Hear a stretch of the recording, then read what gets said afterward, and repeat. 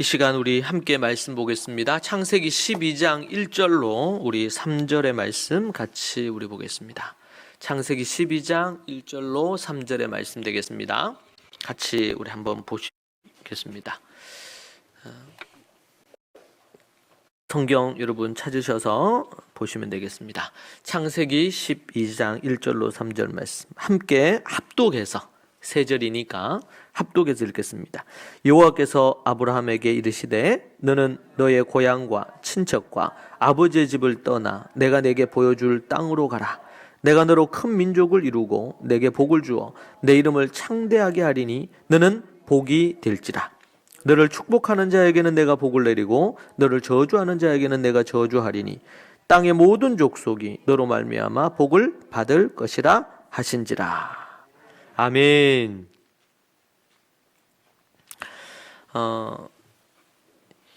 오늘 특별히 복에 대한 개념 파괴라는 제목으로는 함께 말씀 나누려고 합니다. 한국인은 이 복이라 그러면 한국인만이 갖는 그런 의식이 있습니다. 그래서 복이라 그러면 우리가 어디 주로 이제 중국 음식점 이런 데 가면 복자 크게 써 있죠. 그리고 어디 가게든 아니면 어떤 집에는 또 복자가 크게 쓰여져 있습니다. 그래서 복 그러면 우리는 일반적으로 이 땅에서 누리는 물질적인 복, 또 아니면 세상의 성공의 복, 또 형통함, 어떤 일이든 잘 돼서 성공하는 형통한 복, 이것을 우리는 복이라고 생각을 하죠. 제가 최근에 생각이 드는 것 중에 하나가 우리가 하나님의 말씀을 이 설교를 듣기도 하고 하나님의 말씀을 공부하기도 하고 합니다. 이것은 너무 중요한 거예요. 올바로 뭔가 알아야지 변화가 일어나니까요. 그런데 우리가 안다고 해서 다 변화가 일어나거나 이런 거는 또 아닙니다.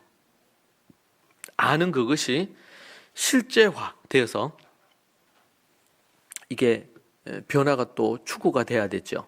그리고 그것을 위해서 훈련하고 뭔가 또 행동하는 이런 과정들이 또 필요한 영역들도 있습니다. 그래서 우리가 아는 것을 통해서 깨달음을 얻어서 변화들이 많이 일어납니다. 자, 그리고 또 지금 우리가 성경과 돈에 대한 주제들을 쭉 다루고 있는데 이거 깨달았어. 그런데 내 실제 삶에서 이렇게 해야 되겠다. 예를 들면 만족하는 삶을 살아야 되겠다. 자족해야 되겠다. 그런데 우리가 하루하루 살면서 그렇게 하지 못하는 상황들도 또 생기잖아요. 이제 그럴 때 그것을 또 나누고 함께 기도하고 또 점검하고 또 거기에 대해서 조언을 듣고 영적인 관계 안에서 또 그 부분에 대한 뭐가 문제인지를 또 발견도 하고, 그래서 하나님께서 교회를 주신 거거든, 교회를. 이 시대는 교회가 깊은 어떤 관계보다도 너무나 이렇게 거리를 갖고 있는 표피적인 이런 관계를 갖는 경우들이 너무 많아요. 이런 부모와 자식 간에도 이 표피적인 관계, 마음이 나누어지지 않는 이런 관계 속에 있다 보면 시간이 지나잖아요. 그러다 보면 몰라. 아주 몇 년 전에 그 학교 폭력으로 우리 대구에서도 한 학생이 정말 비참한 그런 일을 당한 일이 있는데, 근데 거기 그 부부가 다 이제 현직 교사시더라고요. 그때 뉴스를 보니까. 그런데 이제 이 부부가 어떤 초등인지 중등인지 정확히 제가 기억이 안 나는데, 그 부부가 이제 바빴던 거예요.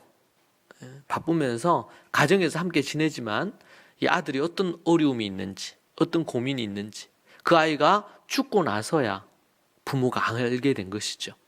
여러분, 우리 한 집에 같이 살지만 서로 마음이 안 나눠지면 도리어 어떤 경우는 남보다도 더 못할 수도 있어요.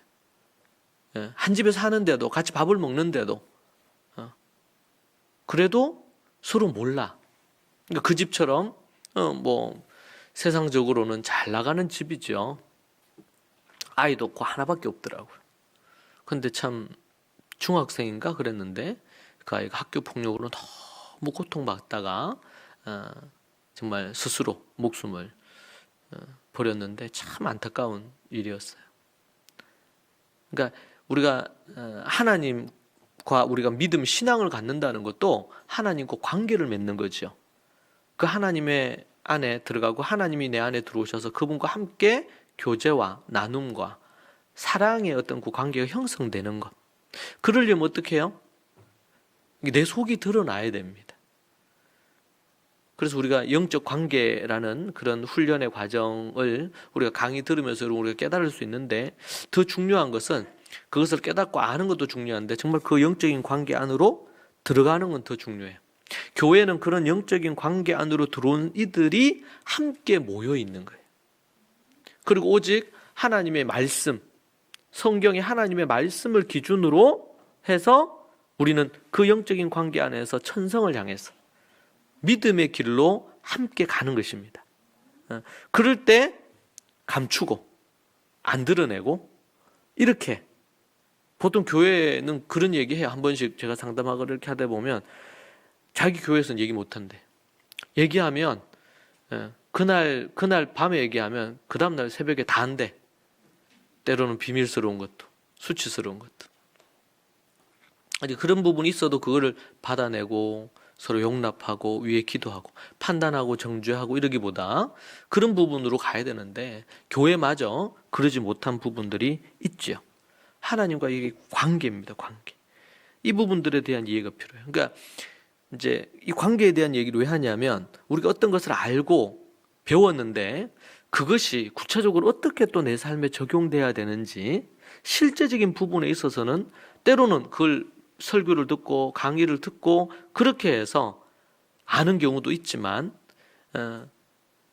요번 지난 주일에도 우리 리더들 간사들 같이 이렇게 모임을 하면서 또 고민스러운 거, 아니면 또 말씀 안에서 이런 부분들에 대한 거, 이런 것들에 대해서 정리되지 않는 부분들이 있어서 우리가 한참 얘기하면서 토론도 하고 또 제가 가르치기도 하고 이런 걸 통해 가지고 이제 좀 정리가 되는, 보완이 되는 이런 부분들이 생겼었습니다. 이제 그런 시간이 필요한 거예요. 그래서 교회로 우리가 함께 한다는 것은, 우리가 홀로 하나님 우리 두시지 않고 우리를 교회로 부르셨다는 것은 셀 안에서, 아니면 또 영적인 지도자와의, 목사와의 관계 속에서 필요한 부분들에 대해서 또 의존하고 조언을 듣고 함께 기도하고 하나님의 뜻을 함께 찾아가는 우리 셀도 그렇고요. 그리고 개인들의 역량을 키우기 위해서 또 영적인 훈련 과정을 통해서 또 영적인 관계를 통해 가지고 함께 기도하고 함께 하나님의 뜻을 찾아가는 것입니다. 그래서 저는 성경에서 이 다윗이 여러 어려움들을 만날 때마다, 그때마다 선지자를 찾거나 아니면은 에봇을 가져오라 그래서 하나님의 뜻이 무엇인지 물어보자, 이렇게 한단 말이에요. 하나님을 찾고 또 영적인 관계 안에 선지자에게, 왕이지만 선지자에게 묻고 조언을 듣고 이렇게 하는 겸손한 것이죠. 그러니까 영적인 관계 안, 하나님이라는 영적인, 하나님과 영적인 관계 안으로 들어가는 것도 겸손해야 되고, 그리고 영적인 지도자와의 관계 안에서도 그 관계 안으로 들어가려면 뭐 해야 돼? 겸손함이 필요하거든요. 들을 귀를 열어놓고 이제 관계 안으로 들어가야 되니까. 그래서 우리가 예수 그리스도를 믿고 우리가 침례, 세례를 받는다는 것은 내가 죽고 하나님과의, 주 성령님, 예수님과의 그 관계 안으로 내가 죽어야 들어갈 수 있고, 교회 안으로 진짜 들어온다는 것은, 예배당에 오는 거는 그냥 걸어서 들어오면 되잖아, 문 열고. 그런데 그것이 끝이 아니고 영적인 관계 안으로 들어오려면 겸손히 하나님의 뜻을 구하고 얻으려고 하는 자세와 태도, 이것이 너무나 필요한 것이죠. 문 열고 들어오면 교회는 들어올 수 있어요. 그러나 진짜 교회, 예수 그리스도를 머리로 해서 목사님과 그리고 영적인 관계 안에 함께 이렇게 하는 것은, 그것은 문 열고 그냥 들어오는 것처럼 간단한 게 아니에요. 그러니까 내가 죽어야 되고, 내가 겸손해야 되고, 귀를 기울여서 하나님의 뜻이 무엇인지를 찾으려고 하고. 만약에 아나니아하고 삽비라가 두 사람이 같은 날 죽잖아요. 그때 그 자기들이 하나님 앞에 약속을 했어요. 돈과 관련된 거였어요. 그러고 나서 만약에 부부가 그럼 고민에 빠졌어. 어려움이 있어요. 그럼 어떻게 될까요? 만약에 베드로에 가서 물을 수 있잖아요. 사도에게. 아니면은 영적인 지도를 하는 그런 사도들에게 가서 여차여차해서 이런 부분이 있는데 어떻게 하면 좋겠냐고. 그럼 하나님의 뜻을 듣고 또 뭐예요? 조언을 듣고 때로는 권면도 받고 책망도 듣고 하면서 영적인 관계 안으로 이렇게 하는데, 그렇지 않으니 어떻게 해요? 사도 베드로가 뭐라 그래요? 너희가 성령을 속이려고 한다는 거예요. 지금 베드로를 속이려고 했는데 베드로께서 뭐라고 얘기하셨냐면 성령을 속이려고 한다고. 이게 다 연결이 돼 있어요. 우리의 영적인 존재니까. 현대인들은 이런 깨어진 관계, 왜곡된 관계들이 많아서, 아니면 또 여러 상처들이 많아서 관계 안으로, 또 아니면 어떤 관계를 믿고 신뢰하면서 들어오기가 되게 힘들어하는 현실이에요. 현대인들은 더욱더. 도리어 그것이 하나님과의 관계 안으로도 들어가기 어려워지고, 또 인간과의 관계에서도 관계 안으로 들어오는 것이 아주 어렵게 만드는 것을 봅니다. 우리는 그것이, 만약 그런 분들이 있다면 정말 남들보다도 뭐 배나 10배 이상 노력을 해야 돼. 왜? 때로는 그게 죄로 인해서 가정에서 또 여러 관계 안에서 깨어지고 왜곡된 자아가 있는 거거든요. 이걸 극복하지 못하고 하나님과의 깊은 관계, 영적인 관계로 나아간다는 건 되게 어렵습니다. 그래서 보면 똑같은 비슷한 시기에 똑같이 뭔가를 했는데 영적인 관계 안으로 들어와서 영적으로도 성장도 하고 또 영적인 배움이 있어서 변화도 일어나고 이런 부분이 있는가 하면 세월이 동일하게 지났는데 5년씩 10년씩 지났는데 그렇지 못한 경우도 본단 말이에요. 이제 믿음의 선택이 필요하고 그런 것이 필요합니다. 자, 그래서 이 복에 대한 개념에 대한 부분들을 우리가 다룸에 있어서도 이 개념이 파괴되는 것이, 일단은 우리가 지식이 필요합니다. 올바른 가르침. 두 번째는 그 올바른 가르침을 듣고 나서도 100% 그 부분들이 깨어지고 변화되어서 삶으로 이어지지 못할 수도 있단 말이에요. 그리고 그 사람이 진짜 그 복의 개념이 깨어졌는지 어떻게 알아요? 영적인 관계 안에서 함께 할 때. 그래서 공동체는 거울과 같다고 그렇게 얘기해요. 내가 누군지, 내가 어떤 모습인지 드러나요. 혼자 있을 때는 몰라. 그런데 함께 있다 보면 좀 더 객관화가 돼요. 우리 한 가정에서도 그렇잖아요. 가족끼리 있는데 우리 예를 들면 자녀가 왜곡된 어떤 생각하고 좀 삐뚤은 생각을 갖고 있어. 그럴 때 어떻게 할 수 있어요? 그거 적절한 거 아닌 것 같다. 권면하고 얘기해주면 이게 뭐예요? 객관화가 되는 거예요. 안 그러면 자기 안에서 아주 외골수적으로 좁은 생각 안에 자기가 딱 갇혀있죠. 근데 이게 깨트려져야 되거든요. 이 알같이 갇혀있는 것이 깨트려질 때 성숙해진단 말이에요. 깨지는 것이 힘들 수 있는데 그런 부분들이 필요합니다. 그래서 그 사람은 예를 들면 복에 대한 부분이 성경적으로 내가 이런 줄 알아 이렇게 했는데 성경 말씀 설교를 듣고 또 가르침을 받고 그 부분과 관련해서 또 궁금한 게 있으면 뭐야? 질문하고 거기에 대해서 조언을 듣고 또 필요하다면 토론도 하고 이렇게 하는 것을 통해서 생각이 넓어지고 깊어지고 성경적인 가치에 우리가 함께 도달해 가는 거예요. 이것이 배움의 길이고 믿음의 길입니다. 그리고 그걸 갖고 실천해보고 실천했는데 내가 좀 잘할 수도 있고 또 못할 수도 있잖아요. 그러면 또 다시 피드백해서 다시 또 도전하고 이런 과정을 통해서 성숙하고 성장한다. 우리가 예수님 믿고 기도를 한번 세게 했더니 그걸 기도를 막 뜨겁게 하고 나니까 모든 죄가 다 끊어지고 우리가 이런 성경과 돈과 관련 성경적인 경제관이 갑자기 머리에 딱 탑재가 되더니만 그렇게 로봇처럼 쫙 이렇게 됐더라. 솔직히 그런 부분은 성경에 나오는 게 아니거든요.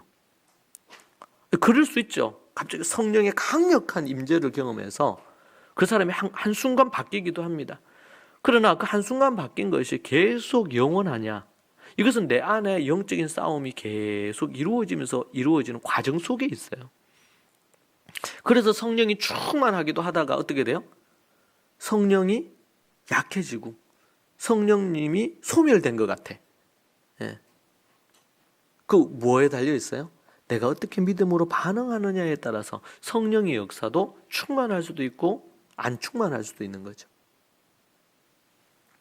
그래서 우리가 성경 안에서 자기 자신의 자아, 자기의 자존, 자기의 자아, 이 부분이 분명히 있어야 돼요. 우리가 죄된 자아는 십자가에 못 박아야 돼.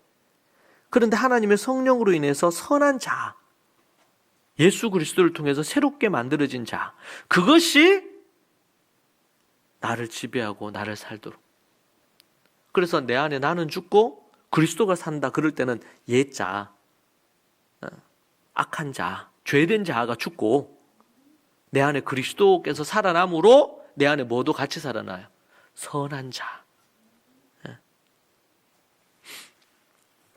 자, 복이라 그럴 때 우리에게는 그런 복의 개념이 있단 말이에요. 그거는 이미 뱃속에 있을 때부터 우리가 교육된 거예요. 부모님들이. 아니면 뭐 걔가 공부를 잘해. 걔가 그렇게 해서 좋은 대학 갔어. 그러면 이제 얘기하잖아요, 주변에서. 아이고, 복 받았네. 자식 복이 있네. 뭐 이런 얘기 하잖아요. 그러면서 우리는 암암리에 돈이 많으면, 뭐 좋은 대학에 가면, 연봉이 아주 좋은 직장에 들어가면, 또 뭐 비즈니스 했는데 아주 성공을 하면, 어떤 일을 했는데 아주 소위 말해서 대박이 나면, 그러면은 복 받았다. 성공했다. 이렇게 생각한단 말이에요. 이 패러다임. 그러니까 저도 이제 예를 들면 우리 여기 성경에는 두 가지 복의 히브리어 단어가 있어요. 일반적으로 행복이라고 하는 일반적인 행복이라는 단어가 있고, 또 하나는 오늘 본문에 나오는 것은 그 일반적인 행복이 아닙니다. 여기 나오는 복은 이제 바라크라고 하는 복이에요. 이 복은 세 가지 의미가 있다 그랬죠. 기억하세요? 세 가지 복. 이 세 가지 복, 바라크의 세 가지 복이 뭡니까? 첫 번째가 납작 엎드린다. 납작 엎드린다. 하나님 앞에, 그러니까 이 복이란 단어는 하나님과 딱 연결이 되어 있는 거예요. 하나님 앞에 납작 엎드려진 인생. 납작 엎드린다는 건 뭡니까? 그분께 완전히 굴복했다는 걸 의미하죠. 아담과 하와가 범죄한 게 뭐예요? 하나님이 먹지 말라 했잖아요. 그런데 납작 엎드리지 않고 딱 고개 쳐들면서 뭐예요? 선악과를 따먹었단 말이에요. 왜 하와가 그걸 먹었어요? 하와가 하나님처럼 되려고. 이게 납작 엎드리지 않은 모습이에요. 자기가 드러나는 모습이에요. 자기를 내세우는 모습이에요. 첫 번째가 납작 엎드린다. 그 납작 엎드린 인생을 봅니까? 그런 분들 있잖아요. 납작 엎드린 인생. 겸손하게 하나님 앞에. 옛날에 어떤 뭐 사건, 큰 사건이 있어서 그럴 수도 있지만 납작 엎드려진 인생들이 있어요, 보면. 예. 제가 예전에 만났던 사람 보면 납작 엎드렸다가 이내 옛사람이 올라오는 사람도 있더라고. 어떤 큰 어려움을 만나니까 한 1, 2년 납작 엎드렸다가 좀 약간 괜찮아지니까 이게 그 교만이 드러나. 단 판단하고 정죄하는 이런 게 드러나.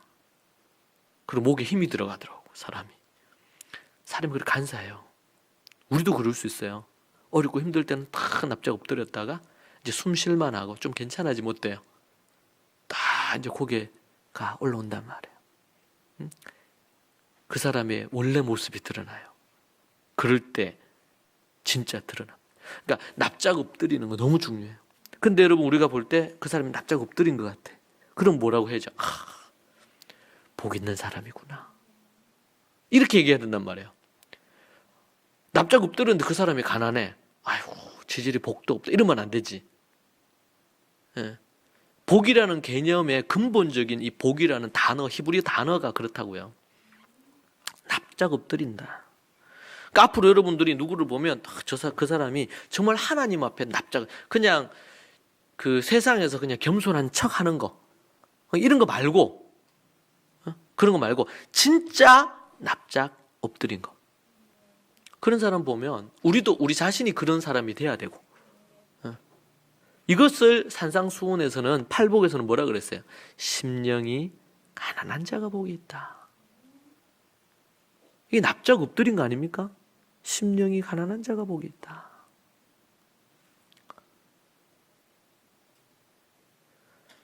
우리 성경에 보면 사무엘이라는 선지자가 있잖아요. 그 사람이 참 위대한 인물이지.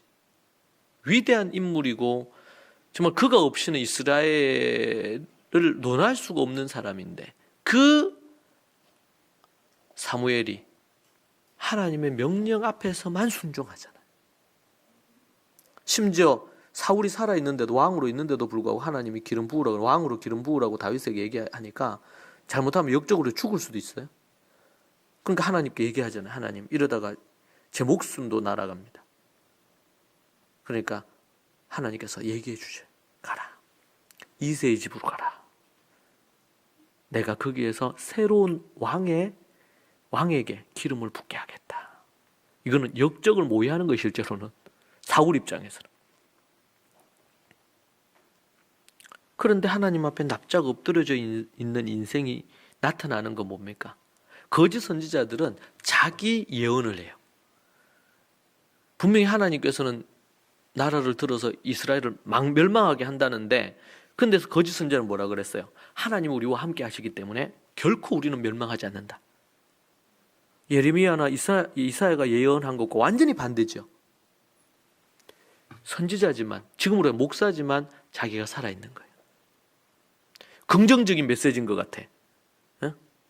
아무리 쳐들어온다 하더라도 하나님 우리와 함께 하시기 때문에 반드시 우리가 이긴다. 이거 긍정적인 거 같은 거 아니에요? 믿음 있는 것 같지 않아요? 중요한 거는 하나님이 이미 이스라엘을 버렸어요. 그 영적인 현실을 못 보는 거야. 영안이 어두운 거죠. 선지자지만 납작 엎드리지 못한. 그러니까 납작 엎드려서 하나님의 뜻이 무엇인지 물어야 되는데 하나님의 음성을 못 듣는 거예요. 암울한 시대. 첫째가 납작 엎드리는 거. 네. 그러니까 여러분 이제는 어떻게 이게 적용을 어떻게 해야 돼요? 우리가 어떤 걸 볼 때마다 제가 이제 목회자들 모임에 가거나 이렇게 하고 그러면요, 그분들이 얘기해요. 뭐 자식이 어떻게 해서 좋은 대학 가서 복 받았네. 네? 근데 정말 힘들고 어려운데 예를 들면 좋은 대학 못 갔어요. 떨어졌어요. 안 좋아요. 예를 들면 취업도 안 됐어요. 막 힘들고 어려워요. 근데 납작 엎드려 있어. 그러면은 그 친구도 복 받은 거지. 뭐 말인지 알겠어요? 우리의 안목과 우리의 생각이 달라진단 말이에요. 아유, 어떡해요. 여러분 인생은요 길어요. 때로는 지금 실패하고 지금 넘어지고 그랬으면 요셉이 안 나왔지. 나이 30에 국무총리 요셉 못 봐요. 이미 중간에 포기했으면. 억울한 누명 쓰고 감옥 가고. 예? 꿈은 별나게도 꽂잖아요. 그런데 현실은 그게 아니에요. 중요한 거는 하나님께서 여전히 그를 이끄신다는 것을 믿고 감옥에 있든 노예로 있든 간에 하나님의 뜻을 행한 거야. 그러면은 성경에서만 얘기하는 거야. 세상에서는 그런 요셉 같은 이런 삶을 살면 어떻게 하겠어요? 복이 없어도 치질이도 없다. 정말 재수 없는 형들을 만나가지고 좀 이제는 좀 보디발의 집에서 정말 좀 잘 나가나 싶었더니만 그 보디발의 아내한테 그렇게 해가지고 막 누명 뒤집어 쓰고 감옥에 갇혀가지고 아이고 복이 없어도 그렇게 복이 없을까? 안 그렇습니까? 여러분 저는 신약 성경에서 가장 복 없는 사람 중에 한 사람이 세상 눈으로 보면 바울이에요. 바울. 그 화려한 이스라엘의 율법학자로서 최고의 율법학자로서 그런 위치를 갖고 있고 정치, 경제, 명예로운 모든 자리를 가지고 있던 사람이 사도 바울 아닙니까? 근데 그가 다메섹에서 주님 만나면서 그의 인생은 완전히 180도 달라졌죠. 그리고 나서는 자신의 민족, 동족들에게 암살자 리스트 첫 번째로 딱 있는 거예요. 그러면서 그가 헐벗고 굶주리고 힘들고 어려운 가운데 있지만 그럼에도 불구하고 그가 지금으로 얘기했다면 전 세계를 세 바퀴 돈 거 아닙니까? 지금에야 비행기라도 있으니까 뭐 쉽게 돌 수도 있는데 차를 타고 돌기도 하고. 근데 그 당시에는 무조건 걸어가지고 가고 배 타고 건너가고 그렇게 하기를 그 소아시아 지역을 3번 돌았잖아요. 교회를 개척하고 복음 전하면서. 그러고는 마지막에 로마로 들어갔죠. 죽을 줄 알고 들어갔어요. 그리고 거기에서 단두대에서 목이 잘려서 죽었어요. 소위 말해서 세상으로 얘기하면 정말 개죽음을 한 거야. 감옥에서 마지막으로. 그 편지가 디모데후서 아닙니까? 세상으로 보면 비참한 인생이죠.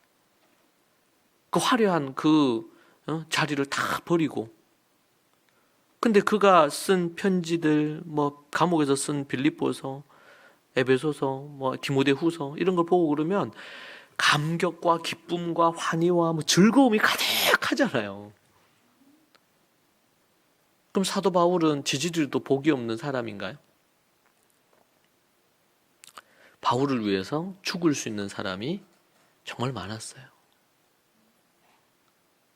로마서 16장에 보면 바울을 위해서 목을 내놓은 사람들이 여럿입니다.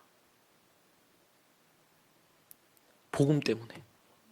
자기에게 참된 복음을 전해준 것이 너무 감사해서, 복음을 전해준, 우리가 주님을 위해서 우리가 목숨 다해 섬겨야 되는데 그 복음을 전해주고 가르쳐준 브리스길라 아굴라 같은 경우에는 그 바울을 위해 대신 죽으려고 했잖아요. 대신 목을 내놨어요. 사도 바울이 살고 우리 부부가 죽는 게 나으니 대신 우리가 단두대에서 죽겠다. 그들이 진짜 복음을 알 거고, 복음을 안 그것에 대해서 자신에게 복음을 주고 나중에는 아볼로를 가르칠 수 있을 정도로 수준이 높아졌어요. 원래는 이 평신도였는데. 그러니까 목사를 교육하는 이제 왜 바울의 제자가 됐잖아요. 최고의 랍비요, 최고 사도들 중에서 가장 뛰어난 사도 중에 한 사람이 사도 바울이죠. 그 밑에서 수년을 함께 하면서, 그래서 나중에 여러분 우리 바울이라는 영화를 꼭 보셔요. 거기 보면 로마의 지도자가 누구냐면 브리스길라 아굴라입니다. 정말 마지막까지 목숨을 다해서 그분들이 로마 교회를 섬겨요. 그렇게 했어요.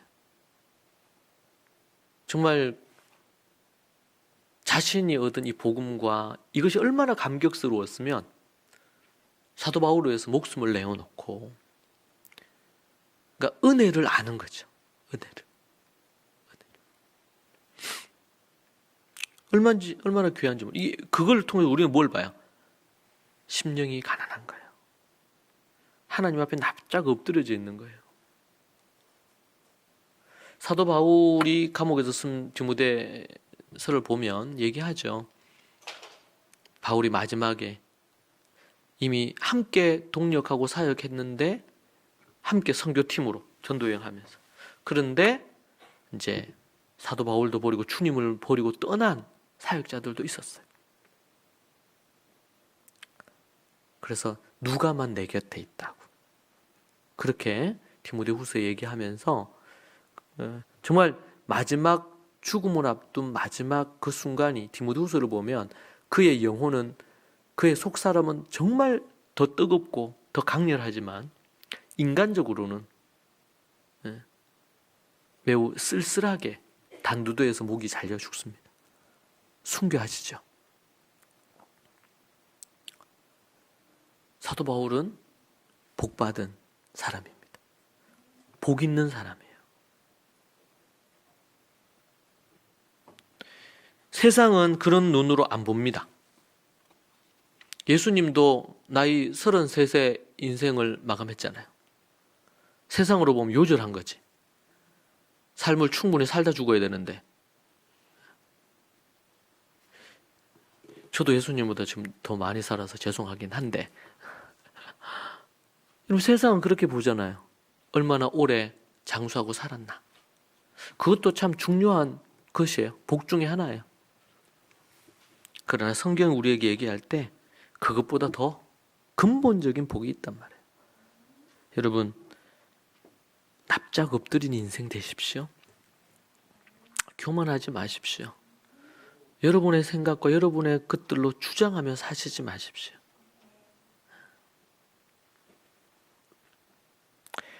두 번째는 납작 엎드려서 그 다음은 순종하는 것입니다.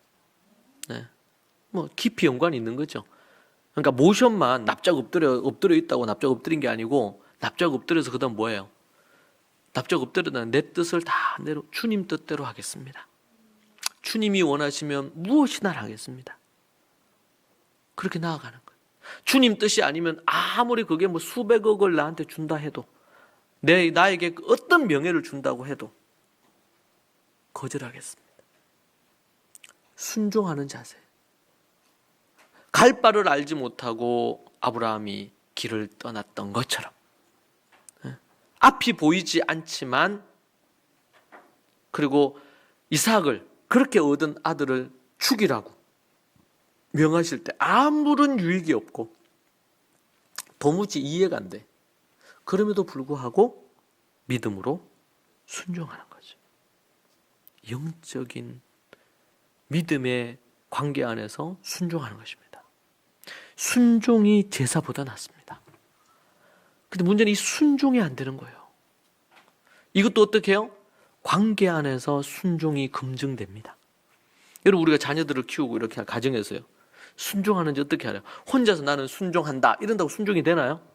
관계 안에서만 이 순종하는지 안 하는지 확인이 돼요.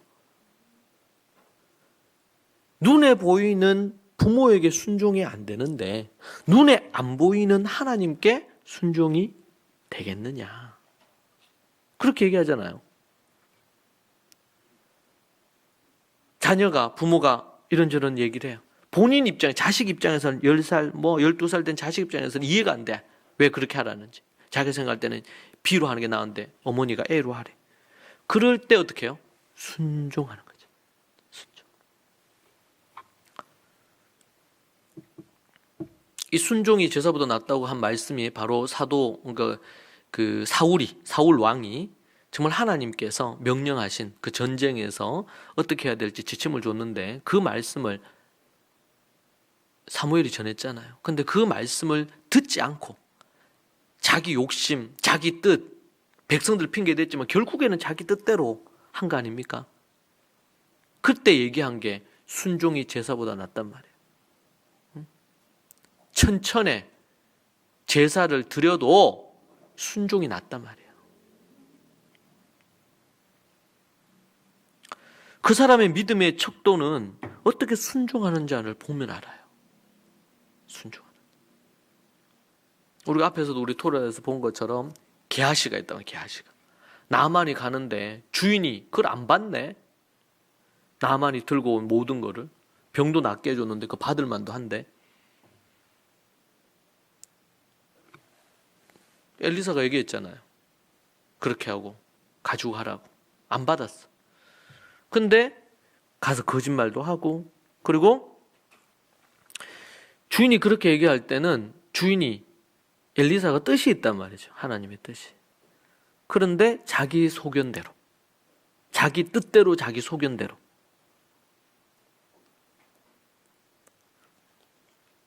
각기 제 길로 가듯이 자기가 선택하고 자기가 행동하는 거예요. 우리 자녀들이 이제 영적으로, 그러니까 육체도 자라고 영적으로 자라서 어느 정도 되면 스스로 뭔가를 판단하고 결정해야 될 때가 옵니다. 그러나 그 자녀들이 어떻게 해요?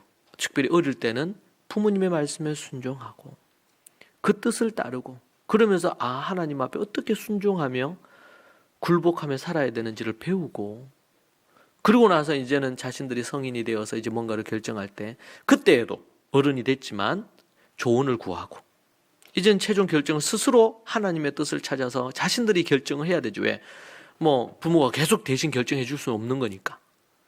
그러나 그럼에도 불구하고 인생의 선배로 인생의 지혜를 주는 부분으로 부모님과 또 영적인 지도자 목사님과 이런 부분으로 영적인 관계를 맺고 조언을 듣고 그래서 여러분 잠언 전체에서 계속 강조하는 게 뭐예요? 지혜 있는 자의 태도죠. 어리석은 자는 자기 마음대로 해요. 지혜 있는 자는 어떻게 해요? 조언을 구하고 듣고 그게 순종하며 따르는 것입니다. 그것을 뭐라 그러냐? 이게 교회라 그래, 교회. 근데 현대가 되면 될수록 어떻게 해요?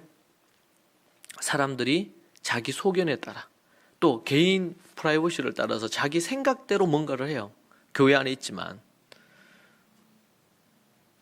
그러면 교회라는 게 어떤 의미인지를 생각하게 됩니다. 예수 그리스도를 머리로 해서 그 가르침을 받아서 그 가르침 안에서 우리가 한 몸이 되어서 하나님의 뜻을 이루는 그런 믿음의 삶을 살아가는, 할렐루야. 이것이 아주 강력한 문화를 만들어냅니다. 제가 어제 이제 짧게 글을 하나님 깨달음을 주셔가지고 오늘 새벽이군요. 글을 쓴 것 중에 하나가 그런 내용입니다. 성경을 기반으로 해서 교회는 이 믿음, 신앙의 공동체입니다.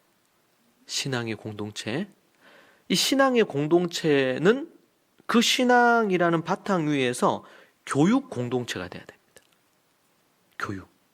다음 세대를 교육하고 가정을 세우는 교육 공동체가 돼야 돼요. 하나님의 말씀의 신앙, 믿음의 말씀의 66권 말씀의 원리 위에 교육 공동체가 돼야 되고, 이 교육 공동체를 만들면서 그다음 뭐가 필요하냐면요, 문화 공동체가 돼요. 성경적인 문화가 살아나는 공동체가 돼야 돼요. 가정 예배를 하는 공동체, 문화가 돼야 되겠죠. 문화가 어떤 문화를 만들 거냐, 어떤 공동체의 문화를 만들 거냐. 왜? 세상은 세속적인 문화가 지배를 하니까. 그렇죠? 그런데 우리는 그런데 교회 안에 성경적인 문화가 없단 말이에요. 성경적 가정 문화가 없어. 가정에서 함께 가정 예배 드리고 함께 말씀을 보고 기도하고 이렇게 하는 문화가. 믿음의 이 기초가 믿음이라고 그랬죠. 믿음의 문화, 말씀의 8가지로 내 삶을 하나님 앞에 세워 나가는 문화. 그죠?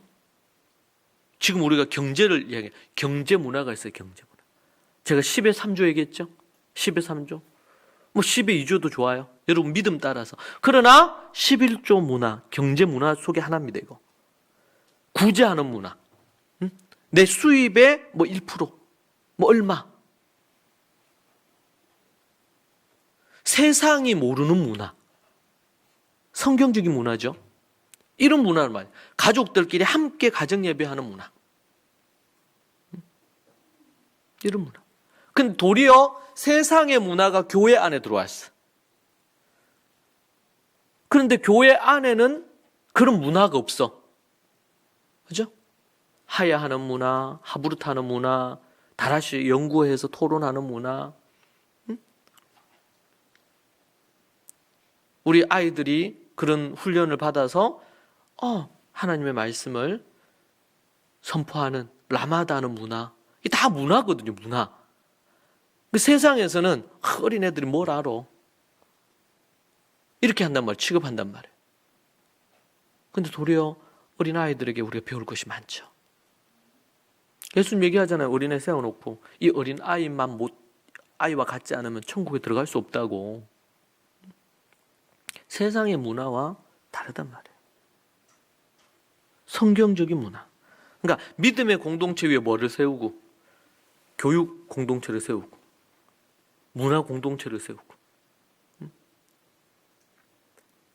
그래서 교회는 그런 공동체예요. 입체적인 공동체가 돼야 돼요. 그래서 경제 공동체까지, 경제 공동체가 돼야 돼. 요번에 제가 이제 계속 돈과 성경과 돈에 대한 걸 하면서, 우리 교회 식구들이 현재 내가 어떤 수입이 있다면 그 수입의 작게는 10%, 많게는 50%, 100% 수입이 주님 안에서 성경적인 관점 안에서 늘었으면 좋겠다. 성경적인 관점 안에서. 물질적, 그래서 선한 사업도 하고, 회사나 여기서 그럴 수도 있고요. 또, 그런 부분을 통해 가지고 우리가 이런 헌금이나 재정적인 후원이나 이런 걸 통해 가지고 할 일이 많잖아요. 오늘도 이제 제가 아픈 것 때문에 그런데 그 전에는 중국에서도 그렇고 제가 우리 코엔 대학교를 운영하잖아요. 근데 많은 아프리카 짐바브인가 거기서 어제 하고 오늘 선교사님이 연락이 왔어요. 그래서 오랫동안 선교하신 것 같더라고요. 근데 거기 있는 아프리카에 있는 사람들이 이제 목사가 되고 이렇게 하려고 하는 사람들이 이제 거기서 신학 공부를 하는데 열악하대. 배움도 그렇고 교수진들도 거의 없대요. 그래서 어떻게 뭐 어떤 다른 걸로 뭘 하다가 제가 이제 성경 연구하는 거 관련된 자료를 이렇게 하다가 어떻게 이제 카톡으로 이분 선교사님 만나게 됐어. 그래서 그분이 뭐 이런저런 얘기를 하는데 아주 좋은 책을 제가 소개받았어. 그래서 제가 이제 그 책을 사서 쭉 봤죠. 너무 유익해서 제가 우리 아이들 다라시 가르치거나 이렇게 하는데도 참조할 만한 좋은 자료였어. 그래서 너무 감사하다 그러면서 이렇게 저렇게 카톡으로 통화를 하다가 톡을 주고받다가 뭐 묻더라고요. 제가 이제 이런 뭐 하면 저가 나오니까 코엔 대학교 관련된 거 묻고 이렇게 하면서 자기들이 그 선교사님이 가르치고 훈련한 제자들인데 그 제자들이 이제 신학 공부도 하고 목사가 돼야 되는데 지금 이 아프리카에서 너무 열악하다고. 그리고 신학교에 그걸 하는데 그 아프리카 학생들에게 어떻게 좀 저렴하게 학비를 해서 공부를 할 수 있는지 이런 공부를 시키고 싶은데 뭐 그러면서 얘기하더라고요. 그 지금 이제 미국에서 학비가 있고 하지만 한국 이 과정에도 학비가 장학금 주고 해서 저렴하긴 하지만 이제 거기에서는 제가 얘기 들으니까 전체 학비가 우리나라 돈으로 이제 뭐 6학기 만약에 한다 그러면 6학기 동안 거기 있는 신학교에 학비 자체가 몇백만 원 안 되는 것 같아요. 전체 다 배우는데. 그러니까 이제 미국 이런 정식 학위에 공부를 한다는 게 쉽지 않잖아요. 그래서 많은 이런 한국계 신학교 관련되거나 미국에 있거나 뭐 한국에 있거나 이렇게 해서 접촉한 적이 있는데 다 못했대. 왜냐하면 돈이 너무 많이 차이 나니까. 그래서 그러면서 그런 얘기 하더라고요. 그래서 좀 재정적인 여유만 되고 그러면은 이제 거기는 한 학기에 선교사님이 자기가 돈을 대줘야 되는데 대줄 수 있는 돈이 100불밖에 안 된대. 자기가 하는 돈은 100불이면 얼마예요? 10만 원 좀 넘잖아요. 12만 원 정도. 12만 원으로 어떻게 한 학기 공부를 합니까? 현실적으로 불가능하죠. 어느 미국 학교에서 50% 할인을 해가지고 15,000불 해주기로 했대요. 15,000불이면 얼마에? 한 1,600, 700만 원 되잖아. 근데 그 돈을 아프리카에서 만들 수가 없으니까. 그러니까 그런 양질의 공부를 할 수가 없는 거죠. 여러분, 우리가 조금 더 돌아보면 정말 그런데 지금 남미 아프리카가 이제 부흥이 일어나고 있는데 거기에 지도자들이 필요하단 말이에요. 교육을 해야 되겠죠.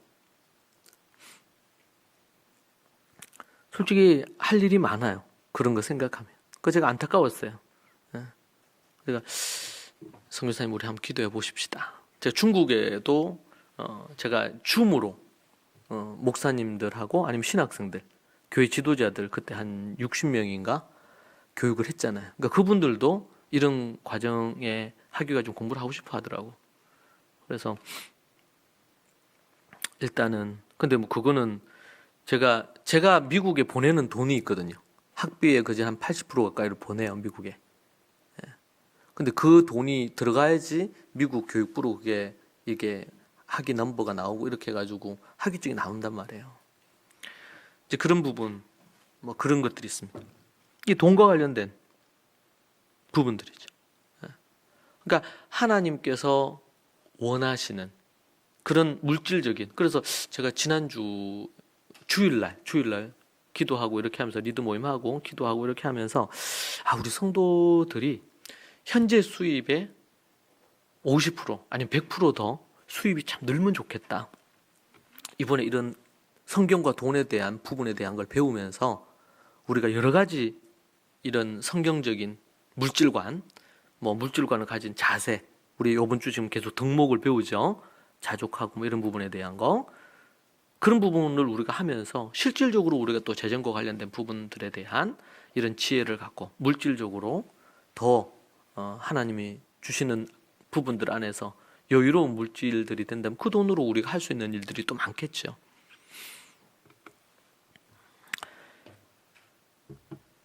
두 번째가 순종이면 세 번째는 납작 엎드려서 순종하면서 하나님 앞에 예배하는 것입니다.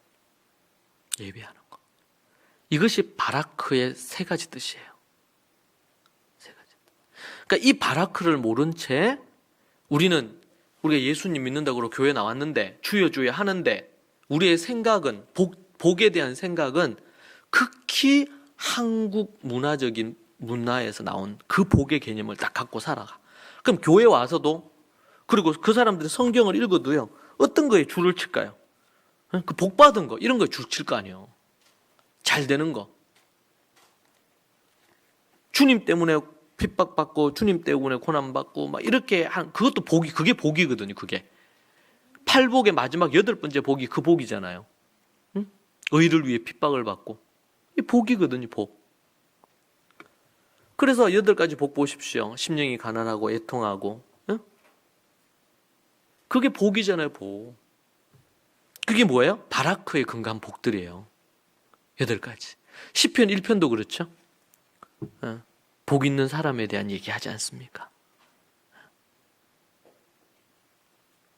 시냇가에 심은 나무처럼 딱 뿌리를 내려서 주님 안에서 주님의 말씀 안에서 그 물을 길로 올려가지고 풍족하고 잎사귀가 마르지 아니하는 것처럼 그러면서 많은 열매를 맺는 그런 사람이 진짜 복된 사람이란 말이에요. 말씀에 순종하면서 믿음으로 납작 엎드려서 살아가는 거. 성경이 그렇게 많이 복에 대한 얘기를 하고 있는데 팔복도 나오고 시편에 나오는 복도 나오고 그 수많은 복이 나오는데 우리의 이 복에 대한 개념 패러다임이라고 그랬죠. 그 부분이 이 개념은 여전히 극히 세속적인 무속신앙적인 아니면 유교적인 복의 개념을 갖고 있단 말이에요. 주여 주여 한다고 크리스찬이 아니에요. 주여 주여 하는 거 중요하지만 우리의 이 개념 자체가 우리의 의식 자체가 바뀌어야 됩니다. 복에 대한 개념이 바뀌어야 돼요. 이 7가지의 기반을 두고 이 7가지의 토대 위에서 하나님이 아브라함에게 복을 주시는 거예요. 여기 보면 1절 여호와께서 아브라함에 이르신 너는 고향과 친척과 아버지 집을 떠나 내가 내게 보여줄 땅으로 가라. 내가 너로 큰 민족을 이루고 이렇게 나옵니다. 내가 너로 큰 민족을 이루고 첫 번째 복이 큰 민족을 이루는 거예요. 큰 민족. 두 번째가 내게 복을 주어 나옵니다. 내가 복을 주어. 세 번째는 내 이름을 창대하게 하리니 창대하게 하리니 그리고 너는 복이 될지라. 그리고 4가지 나왔죠.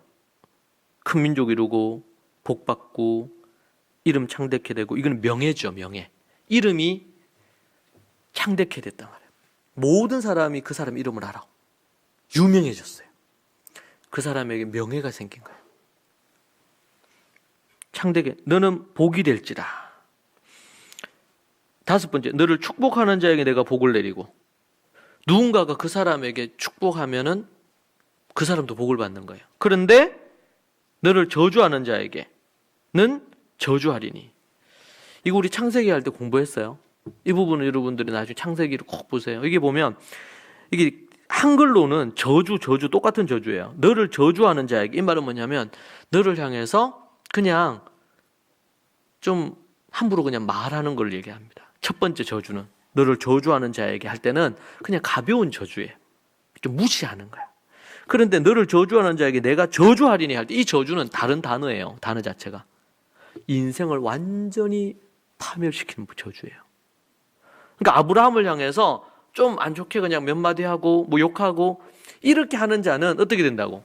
그의 인생이 완전히 망한다고. 집안이 망하고 가족들이 죽고 이런 정말 무서운 거예요. 히브리어로 보면. 우리 한글로 보니까 이제 저주하는 자에게 저주하고 축복하는 자에게 복을 주고 이렇게 한글로는 전혀 느낌이 안 와요. 근데 히브리어로 보면 이게 전혀 달라 뜻이. 여러분 우리 성경 폰에 그 앱에도 있잖아요. 거기에 보면 원어를 몰라도 돼. 히브리어 헬라 하나도 몰라도 돼요. 요즘 워낙 좋아가지고 성경 우리 특별히 한국은 더 그래요. 제가 그때 일본 갔을 때도 일본에는 그런 주석 하나가 변변찮게 없어요. 주석이 번역이 돼 일본어로 된 게. 그러니까 영어로 봐야지. 우리는 한국어로 된 주석이 수백 종이 넘잖아요. 성경 앱 할면 앱도 뭐 엄청 많아. 근데 일본에는요 한두 개밖에 없어요. 원어를 그거를 볼 수 있는 앱 자체도 없고 잘. 일본어로 번역이 된 거가 없어요. 그래서 제가 좀 돈이 되고 그러면 거기 주석을 하나 번역을 하고, 아니면 지금 우리 10년 가까이 우리가 나온 이 토다의 삶을 책으로 묶어가지고 일본어로 좀 출간을 할 수만 있으면 그걸 읽고 신학교에서나 또 목회자들이 사용할 수 있으니까. 그러니까 제가 너무 안타깝더라고. 저는 다 있는 줄 알아서 한국처럼. 제가 한국에 있었으니까. 근데 그래서 그때 우리가 마지막 학기 제가 강의하면서 성경 연구하는 학기잖아요. 그래서 내가 일본 가서 그때 물으니까 성경 프로그램이 없대, 일본어 프로그램. 그러니까 몇몇 목사님들은 영어로 보는 거야, 영어로. 그게 전부야. 그리고 주석도 없고. 여러분, 우리 한국에서는요, 뭐 밑에 주석 달린 성경도 많잖아요, 종류가. 서점에 가면 막 수백 종이 있잖아요. 그런데 일본에는 왜 그러냐면 숫자가 적으니까 이게 수익이 안 나는 거예요. 최소한 적자는 안 나야 되는데. 예. 일본에서도 제가 우리 그 토다의 삶하고 이런 것들을 쭉 했잖아요. 그 몇 년, 2년 했나? 3년 했어요. 그거 만들어서 창세기 다 끝냈어요. 근데 그걸 계속 못했던 이유가 계속 적자인 거예요. 그래서 제 기억으로는 한 500에서 한 1000만 원 정도 적자였던. 그렇게 하고, 근데 제가 일본 왔다 갔다 하면서 강의하고 이렇게 받은 뭐 사례비 이런 것들을 다 해가지고 이제 그거 했지만 이제 적자가 너무 많이 되니까 이걸 어떻게 좀 계속 유지가 어렵겠더라고요. 그래서 이제 접었거든요. 창세기만 하고 접었어요. 27개월인가 뭐 이렇게 그 창세기 그거 하고 끝냈거든요. 근데 정말 한국은요. 그러니까 우리 한국 크리스찬들은 정말 배불러서 교만해지면 안 돼. 그네들은 없어서 못 봐요. 없어서. 근데 우리 이제 한국 그리스도인들은 너무 홍수처럼 막 너무 많은데 안 해. 그러니까 아니란 거죠, 이거는. 누구를 막 하고 싶어도 자료가 없어. 좀 안타까운 겁니다. 그런 부분 자체. 그래서 우리가 이제 이런 거 공부를 해야 되겠죠. 그냥 한글로만 성경 읽어서 안 돼요. 그것도 필요하고. 그리고 공부해야 된다. 그래서 제가 이걸 그때 연구할 때 너무 놀랐어요. 저주하는 자에게 그냥 가볍게 그냥 한마디 욕하는 것 정도, 뭐 무시하는 것 정도.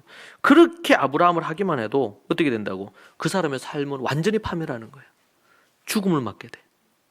무서운 거죠. 무서운 거. 마지막으로 땅의 모든 족속이 너로 말미암아 복을 얻을 것이라. 여기에 보면요, 복이라는 단어가 3번 나와요. 복을 주어 너는 복이 될지라.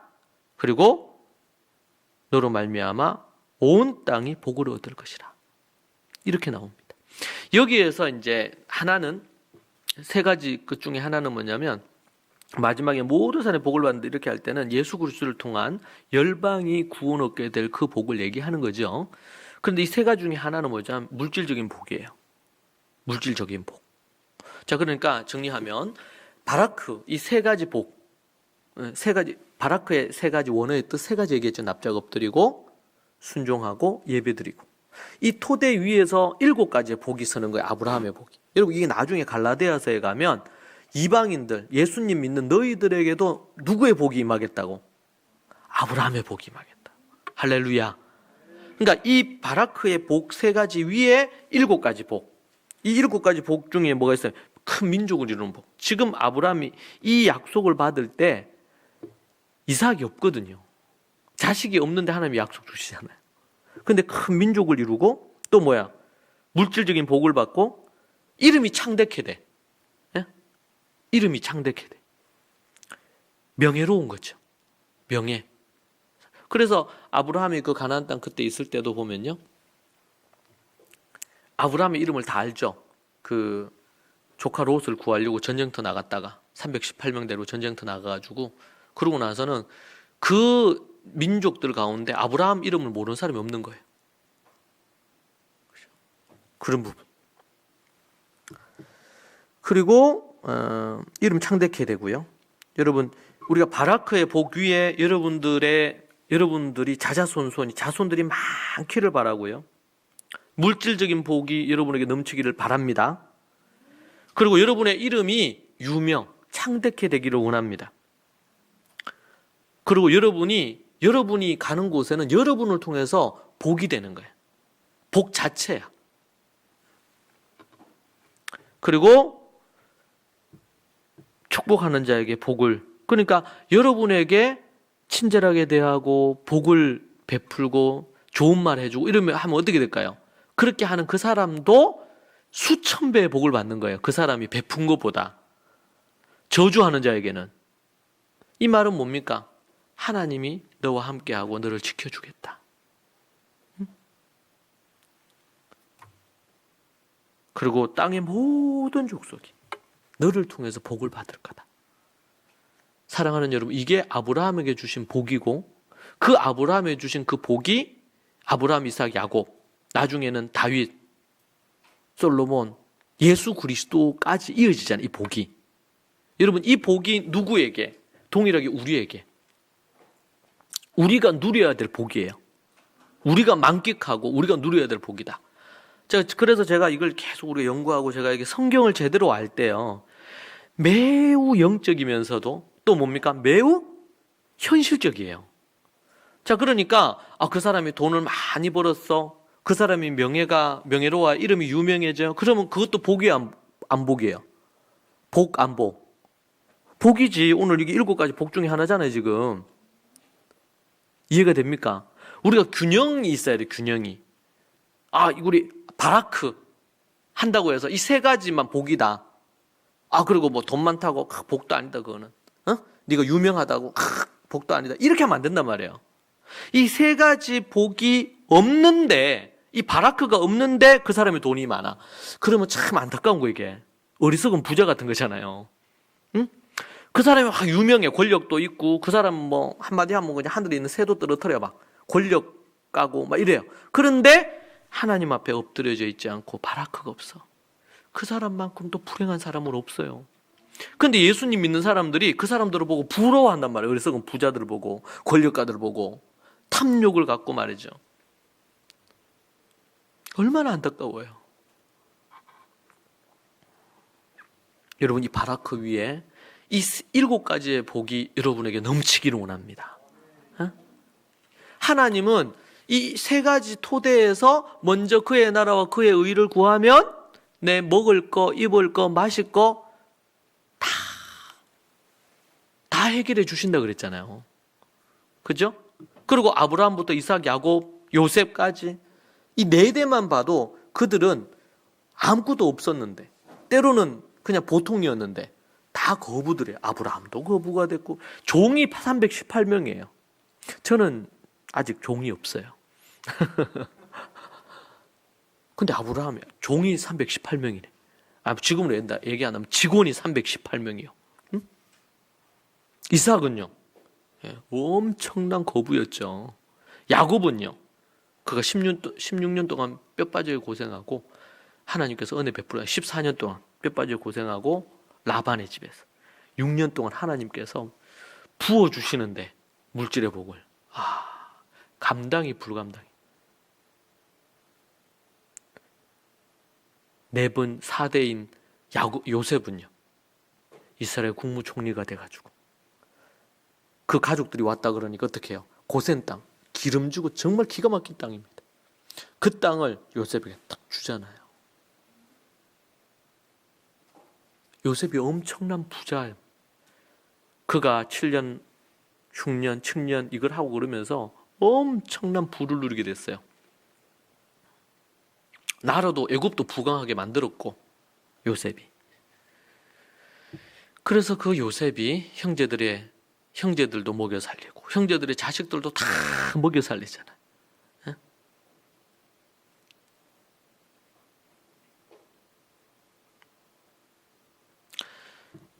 그래서 우리는 이 7가지 너무 현실적이에요. 이 땅을 살면서 필요한 거야, 안 필요한 거야?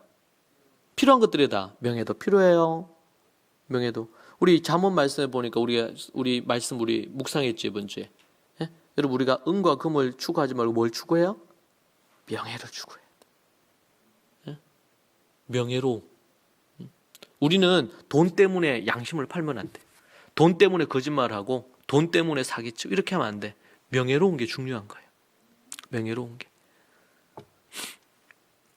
7가지 복. 그래서 이제 유대인들을 보면요, 미국에 유대인들이 2000년 넘게 방랑하면서 생활했잖아요. 그런데 자기 나라가 없었으니까 2000년 가까이 2000년 가까이를. 그런데 그들이 미국에 이민을 왔단 말이에요. 미국에 이민 오니까 영어도 못하죠. 특별한 기술도 없어. 언어가 안 되니까 어떤 일자리를 못 구해. 그래서 그들이 다 허드렛 일하죠. 네, 허드렛 일. 1세대가 그랬어요. 그 2세대가 좀 나아지고 주로 이제 3세대가 되면 주류 사회로 대부분 들어갔어요. 여러분, 지금 어떻게 돼요? 이민 역사가 우리 한국하고 비슷하거든요. 200년이 안 됐어요. 100 몇 년 이렇게 조금 됐어요. 그런데 여러분, 미국을 움직인다 그러죠. 정치, 경제, 사회, 특별히 이 매스미디어, 방송사 이런 부분들 대부분을 유대인들이 움직입니다. 어떻게 이게 가능했을까요? 그들이 아브라함의 하나님의 이 복을 추구하면서 그들이 이제 예수님을 아직 모르는 사람도 있고 여러 부분들이 있지만 그 속에서 하나님이 주신 이런 지혜와 경제관 이런 것들로 그들이 자기 나라가 아닌데 자기 나라처럼, 아니 자기 나라보다 더 강력한 힘을 미국에서 발휘하는 거예요. 여러분, 이것이 어떻게 보면요, 그리스도인들이 이 땅에서 어떻게 살아야 되는지를 보여주는 매우 중요한 부분이에요. 이 땅에서 저는 우리 바라크를, 이 복을 가진 우리 다음 세대 자녀들 중에 정말 하나님 앞에 훌륭한 학자도 나오고 정말 훌륭한 이 재벌들, 거부들 많이 나오면 좋겠어요. 그래서 주님을 위해서 아브라함, 이삭, 야곱, 또 요셉 같은 정치인도 좀 나오고 문화를 주도하는 그런 문화인도 좀 나오고. 우리는 이 세상에서 어디 절간에서처럼이 아니고 이 땅에서 우리는 빛과 소금으로, 때로는 그렇게 하다가 주님 때문에 핍박받고 환난을 받을 수도 있겠죠. 그럴 때에 기꺼이 고난 가운데 서는 것을 기뻐하면서 그렇게 서는 다니엘이 그랬잖아요. 다니엘이 사자의 밥이 되어도 기도하고 정치인인데 주님을 위해서. 그가 정치인으로 성공하는 것이 목적이 아니고 영적인 싸움은 그렇게 성공할 수 있죠. 성공했어 이미. 그런데 그때에도 자기가 정치적인 그 자리에 연연하지 않고 언제라도 그것을 뭐예요? 주님이 거두실 때 내어놓을 수 있는 마음을 비우고 사는 거예요. 정치인이지만 정치적으로 내가 입지를 계속 유지하겠다, 이런 야망을 버린 거예요. 그래서 그 사람이 성공하는 거야, 하나님 앞에서. 세상에서는 그렇게 해서 이제 다니엘 어떻게 해요? 사자 밥 되겠네, 아이고 잘 나가는 것 같더니만 꼴 좋다, 이렇게 하는 사람들이 정말 많았을 겁니다. 왜? 외국인이었으니까 다니엘이. 그런데 다니엘은 마음이 편안해요. 사자의 밥, 주님이 살려주시면 감사한 거고, 사자의 밥이 되어도 하나님이 내 영혼을 받으시니,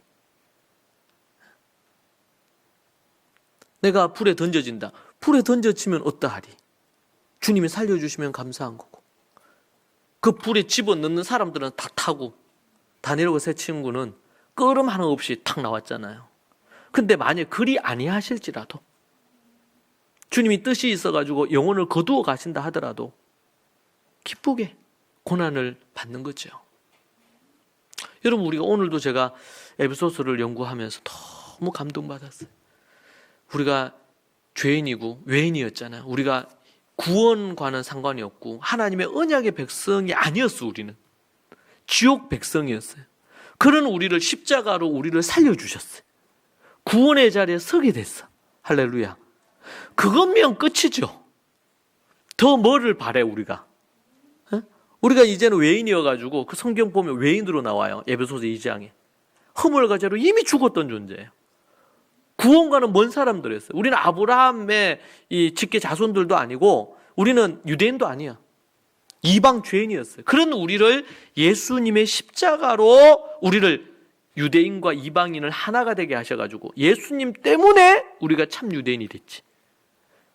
그리고 이제는 뭐예요? 하나님의 권속, 가족이 되고 이제는 동일한 유대인과 더불어 함께 상속을 받을 상속자가 됐단 말이에요. 그런데 뭘 더 바래 우리가? 그거면 됐지. 그런데 거기에다가요, 그러니까 우리가 바라크 할 수 있잖아요. 바라크에서 납작 엎드려서 하나님 순종하고 예배하며 살아.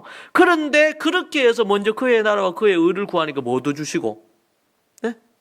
명예도 주시고 돈도 주시고 먹을 거 입을 거 마실 거 걱정하지 않게 해주시고, 너를 통해서 뭘 받고요? 복을 받고, 여러분을 통해서 복음 전하고 예수님 전하고 하나님의 말씀. 저는 이제 지난주 지나면서 그런 생각이 들어요. 우리가 복음을 전해 예수님의 십자가 부활 복음도 전해야 돼. 근데 이제 이런 시대 같은 경우에는 그 사람들 삶의 가정이 깨어지고 교육에 문제가 있고, 우리 지금 물질관에 대해서 하잖아요. 가난과 어려움 속에 있어요. 그럼 어떻게? 우리가 주님 안에서 이 성경적인 물질관을 갖고 물질에 좀 더 나은 모습을 경험하면서 사람들에게 하나님의 성경적인 물질관을 얘기해야지. 이렇게 우리가 자녀를 교육했더니 하나님께서 이렇게 자녀들을 믿음으로 아름답게 인성도 좋게 이렇게 만들어 주시더라. 그러면 사람 만날 때마다 얘기해야 될 거 아니에요. 여러분이 만나는 99%가 그런 게 없어가지고 지금 죄 가운데 지옥을 향해 가고 있고, 자녀들은 주님 없이 그렇게 살고 부모와 자녀과의 관계가 좋지도 않고, 가정이 하나님이 기뻐하시는 모습이 아니고 고통 가운데 씨름하고 있단 말이에요. 그 사람들은 예수님의 십자가의 부활의 복음도 전해야 되고, 너희는 가서 모든 것을 가르쳐 지키게 하라 그랬잖아요. 그 사람들에게. 근데 예수님 믿는 사람들이 이 진정한 복이, 우리가 예를 들면 어떤 물건을 샀는데 물건이 너무 좋아. 그럼 어떻게 해요? 이 너무 물건 좋은데 니도 한번 써봐라. 얘기하지 않겠어요? 우리 어디 가서 여러분 우리 자매님들은 어디 가서 미정 가서 했는데 너무 친절하게 너무 머리를 너무 잘해. 그럼 어떻게 해요? 내만 알고 안 가르쳐줘요? 얘기하잖아요. 우리가 막 선전하잖아요. 자랑을 하잖아요. 우리가 예수님을 믿는데 너무 좋아. 가정이 행복하고 부모와 자식 간에 행복. 근데 그런 사람 있을 거 아니에요. 자녀 때문에 고민하는 사람. 그죠? 여러분이 말씀을 통해서 믿음의 가정, 부부, 자녀 이런 부분에 대한, 그럼 사람들에게 얘기해야지. 이게 복음이에요. 그 사람들에게 복음. 물질에 대한 거 여러분 이렇게 하고 여러분들이 기도하고 이렇게 해서 여러분 물질의 자유와 물질을 통한 하나님이 주시는 복을 누려보십시오. 그리고 그걸 나눠야 돼요. 우리 시간을 자기 관리를 하는데 내가 내 마음을 못 다스렸어. 그런데 예수님 믿고 우리가 이런 훈련하면서 이게 다스려졌어. 변화가 됐어. 그런 게 조금이라도 있으면, 우리 변화가 100가지 있으면 내가 1이 변했거나 10이 변할 수도 있잖아요. 그럼 10 변한 거 갖고 얘기하면 돼요. 아직 저는 부족한데요. 부족하지. 죽을 때까지 부족할 거 우리는. 그런데 우리가 늘 얘기하죠. 제가 10점이면 11점이 되면 되는 거예요. 우리가. 그 사람들에게, 근데 그 사람들은요 지금 빵점이야. 1점이야. 그럼 2점 되게 얘기를 해줘야지. 내가 10점인데. 근데 그러다 보니까 나는 한 80점 됐어요. 그럼 얼마나 많아요. 지금 10점짜리 20점짜리 뭐 이런 사람 너무 많잖아. 그 사람들에게 성경은 우리에게 실제적인 부분을 줘요. 실제적인 부분을. 여러분 어디 가서 얘기하세요. 오늘 저한테 배운 이 내용, 설교한 내용, 복이 뭔 줄 아냐? 히브리어로는 이 바라크인데 이 뜻이 이 세 가지요. 지금도 보세요. 운동, 체육계, 연예계, 정말 잘 나가던 이런 몇 주 전만 해도 막 난리가 나고 근데 뭐예요? 겸손하지 않잖아요. 납작 엎드린다는 걸 우리가 일반화시켜서 우리 해본다면 겸손하지 않잖아. 지금도 예를 들면 어떤 이런 일이 터졌어요. 그럼 어떻게 해요? 밀리면 안 된다. 그러면서 막 예? 진실과 사실이 있는데 그걸 엎고 뒤엎고 막 뭐 예를 들면 언론전을 펼친다든지 이럴 수도 있단 말이에요. 그럴 때 어떻게 해야 돼요? 그냥 정직하게 그냥 가야 돼. 그래야지 다음번에 재기의 기회가 있어요. 필요합니까? 처벌받아요. 누구에게 그렇게 해서 그 사람의 마음이 풀릴 때까지 사죄하고. 여러분, 우리가 왜 일본에 대해서 마음이 남아있어요? 독일처럼 그렇게 해서 사죄했으면 벌써 마음이 풀리지. 우리 한국 사람처럼 감정적인 사람도 없거든. 정말 미안하다. 뭐 이렇게 해서 이렇게 하고 그러면은 그냥 가요, 그냥. 그 독일은 지금도 계속 무릎 꿇고 진심이 느껴지잖아. 그리고 우리가 잘못했는데 어찌 됐든지 간에 철 없을 때 했든지 어땠든지 간에 그렇게 해서 예를 들면 그렇게 하잖아요. 그 제가 뭐 하다가 이렇게 유튜브로 뭐 하고 그러면 계속 그 영상 올라와요. 계속 유튜버들이 그게 먹잇감이요. 근데 예를 들면 딱 나와가지고 공개 기자 회견 하는 거죠. 잘못했다. 정말 그때는 철없고 잘못했다. 인생을 잘못 살았다. 자숙하면서 앞으로 살겠다. 죄송하다. 그리고 정말 진짜 그 가해를 한 그 사람, 그 피해를 받은 그 사람한테 가서 무릎 꿇고 필요하다면 물질적인 보상하겠다. 뭐 얼마나 뭐 연봉이 뭐 10억씩 20억씩 하잖아요. 그렇게 해가지고 예를 들면 이때까지 번 것도 있을 건데 한 뚝 띄워줘. 한 3억 줘 그냥. 그럼 마음 풀리지 않을까요? 그 상대가. 정말 내가 철이 없어서 그런데 미안하다 정말. 여러분, 우리도 그럴 수 있어요. 어떤 상황에 있어서 우리도 잘못해서 잘못할 수 있잖아요. 우리도. 그럴 때 뭔가 잘못된 게 있으면 용서를 구하면 돼요. 진정으로. 사람은 이 마음이 양심이 있기 때문에 진정한 용서를 구하는 것 앞에 마음이 풀리거든요. 용서 구하고 그리고 자숙하고요. 그 운동이 그래 뭐 대단하나. 본인에게 인생에서 대단할 수 있지. 근데 지금 이런 상황에서는 이제 끝났어요. 마음 비우고 다른 일을 하면서도 살 수 있잖아. 요즘은 어디 얼굴을 안 비추고 일할 수 있는 일도 정말 많더라고 이제는. 특별히 이런 코로나 바이러스 코비드-19 생기고 그러면서 더 그런 일이 많아요. 그런 직업들이 자꾸 새로운 직업들이 만들어져. 그러면서 자숙하면서 사는 거죠. 자기 이제 인생 지금 어리니까 그런 일 터진 게 감사한 거예요. 더 높이 올라갔다 떨어지면 더 크게 추락하는 거지. 근데 이게 다시 재기할 수 있잖아. 잘못했다고. 저는 좀 그런 아쉬워. 그리고 막 유튜브부터 시작해서 오만 사람 기자들이 계속 그 기사 쓰잖아요. 왜? 안 좋으니까 태도가. 여러분, 그때 초기에 만약에 딱 그렇게 했다. 그러면은 잠잠해집니다. 그리고 자숙하면서 수년을 살면서 변화된 모습. 이런 모습 보이면요. 이제 새롭게 인생 2막을 시작하면 돼요. 이게 그리스도 안에서는 이 부분들이 가능해요. 그런데 어리석어요. 자꾸 감추고. 그러면 그럴수록 어떻게 돼요? 더 안 좋아지는 거야. 이 모든 삶의 원리가 다 똑같아요. 지혜가 없는 거죠. 지혜가. 그 부모들도 우리가 그런지 몰랐다. 이러면 안 되고 자식 교육을 잘못 시켰다고. 이렇게 하고 본인들도 이제는 성인들이니까 과거에 했던 잘못된 거 용서 구하고. 여러분, 이게 정말 쉬운 것 같은데요. 근데 이제 언론 풀어야 하는 거예요. 아니, 법적으로 어떤 걸 하려고 해. 왜? 증거가 있어요. 뭐가 있어요? 없잖아요. 법적으로 하고 그러면은 이거는 혐의를 하기가 쉽지 않아요.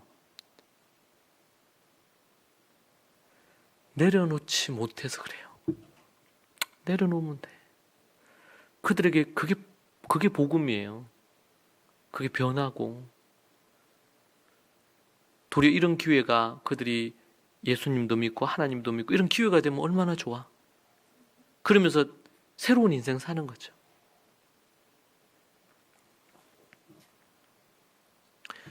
여러분 결코 그런 화려한 거, 뭐 연예인들도 그렇고요. 네.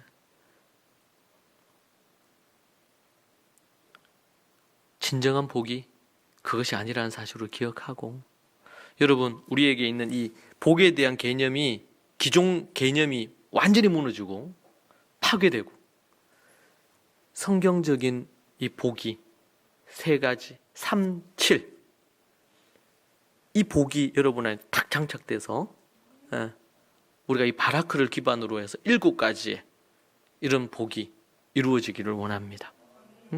우리 찬양 인도하는 우리 상해병제 같은 경우 우리 교사로 있는데 정말 훌륭한 교사로, 명예로운 교사로, 우리 성도님들이 직장 생활하고 이렇게 정말 명예로운, 그곳에서 인정받고, 직업에는 귀천이 없어요, 여러분. 세상에서는 이렇게 공부, 이렇게 그렇게 해서 연봉 많은 게 좋은 거지. 그래서 순서를 딱 정해놓잖아. 근데 성경은요, 모든 직업에는 귀천이 없어. 문제는 그 직업에서 얼마나 최선을 다해서 전문성을 갖고 잘하느냐. 이게 중요한 거예요. 돈 많이 받는다고 그게 좋은 직업이고, 그렇지 않고 그래도 뭐 사회가 어떻게 굴러가겠어요? 모두가 다 그런 부분이면 허드렛 일은 누가 해? 그래서 우리가 각양 어떤 직업을 가진 사람을 우리가 존경하고 감사해야 돼요. 왜? 그분들이 없으면 안 돼. 문제는요, 그 영역에서 탁월해져야지. 그 영역에서. 이것이 성경적인 관점에서 이제 나중에는 우리 직업관도 우리가 정리할 필요가 있는데, 이 직업관, 이게 경제관하고 같이 맞물려 있거든요.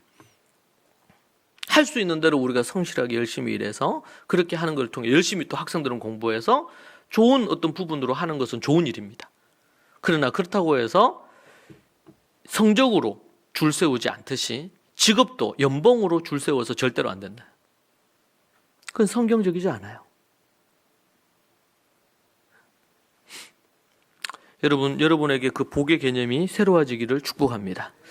그래서 새로워진 그 복의 개념으로 주여 주여 입술로 우리 고백하지 않고 삶으로 그렇게 살아가는 여러분들이 되십시오. 기도하겠습니다. 이 시간 함께 이 말씀 붙들고 같이 기도하시죠. 우리 주여 삼창하고 오늘 들은 말씀 갖고 깨달은 것 갖고 하나님 앞에 기도하십시다.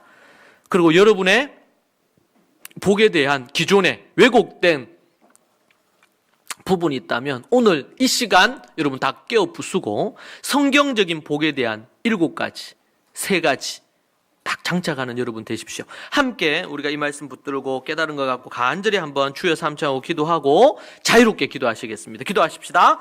주여